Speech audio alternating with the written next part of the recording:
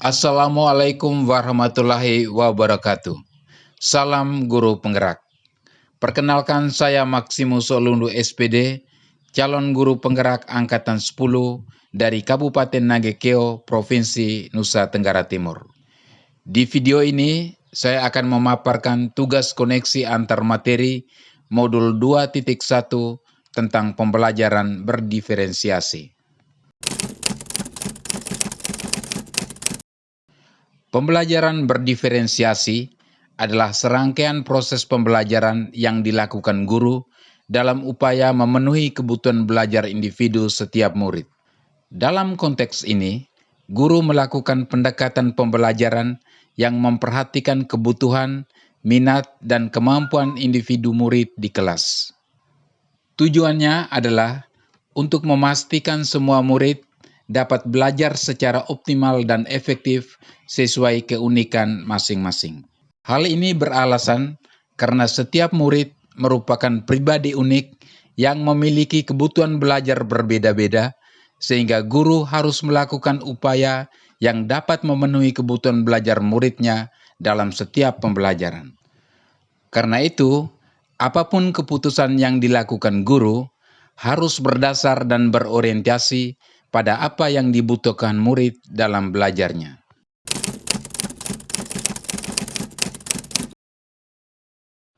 Untuk dapat melakukan pembelajaran berdiferensiasi di kelas, guru harus memahami kebutuhan belajar murid dan memahami strategi penerapan pembelajaran berdiferensiasi.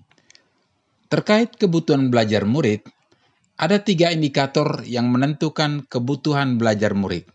Pertama, kesiapan belajar murid. Kedua, minat murid. Dan ketiga, profil belajar murid. Kesiapan belajar murid merupakan kapasitas yang dimiliki murid untuk mempelajari materi, konsep, atau keterampilan baru. Selanjutnya, minat murid adalah suatu keadaan mental yang menghasilkan respon terarah kepada suatu situasi serta menjadi motivator penting bagi murid untuk terlibat aktif dalam pembelajaran. Sedangkan profil belajar murid mengacu pada cara bagaimana murid sebagai individu paling baik untuk belajar. Selain kebutuhan belajar murid, ada 3 strategi penerapan pembelajaran berdiferensiasi yang harus dipahami guru agar dapat melakukan pembelajaran berdiferensiasi di kelas, yakni pertama, diferensiasi konten, kedua, diferensiasi proses, dan ketiga, diferensiasi produk. Diferensiasi konten berkaitan dengan materi atau konsep yang akan diajarkan, baik pengetahuan maupun keterampilan. Materi yang diajarkan harus sesuai dengan kesiapan, minat, dan profil belajar murid.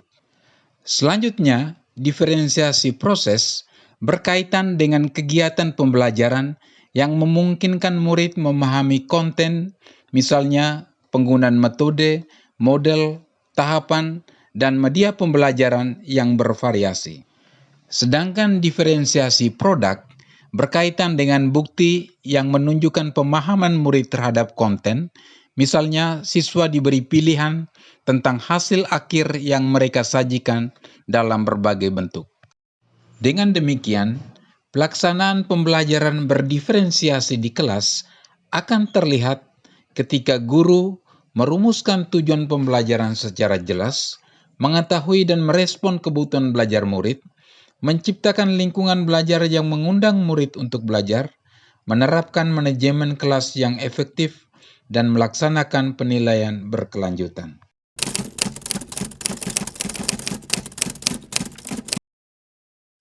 Kebutuhan belajar murid sangat beragam, baik dari aspek kesiapan, minat, maupun profil belajarnya.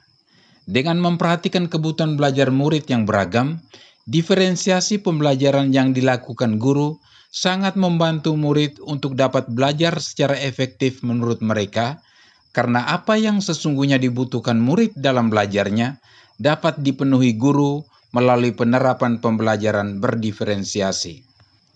Selanjutnya, dengan menerapkan diferensiasi konten, proses maupun produk yang bertumpu pada kebutuhan belajar murid, diyakini dapat meningkatkan motivasi dan keaktifan murid, sehingga pada akhirnya hasil belajar murid akan tercapai secara optimal.